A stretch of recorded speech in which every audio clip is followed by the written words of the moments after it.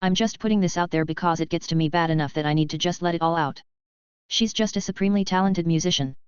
I think that adjective, talented, is thrown out so much like many adjectives or general descriptors in music discourse that get so misused and abused that half the time, they mean nothing.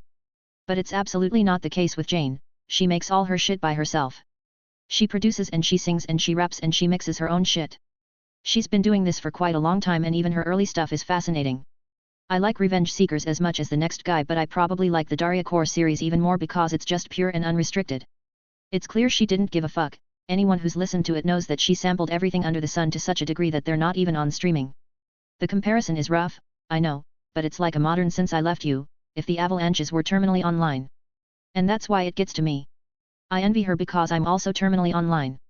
Because I'm also Generation Z, around her age, yet I failed to encapsulate my generation's experience with the success and with the great songs that she did it with. The success and the great songs that she continues to do it with to this day, a career that is going and continuing excellently. As a young musician who cares a lot about the topics of being extremely digitally connected, it's an envy that just poisons me. I wish I had done this. Even if I make something remotely interesting, I feel like it'll never compare to what she has achieved. Her milestones observed as a whole feel so natural and human too. Why should I even bother with making extremely abstract/heady/conceptual music when she made something conceptually fascinating without really thinking about it that hard? And I know from reading/listening to her interviews that it was never that thought out. Again, not to disrespect because I think Daria Core is fucking great, but I know for a fact that it just kinda came out from her natural environment and experiences, and now I just feel like I'm wasting my time trying to do things the long way. It's like I'm thinking way too hard about how I make music for my own, to such a degree that it hurts my chances at the type of success that Jane now amasses.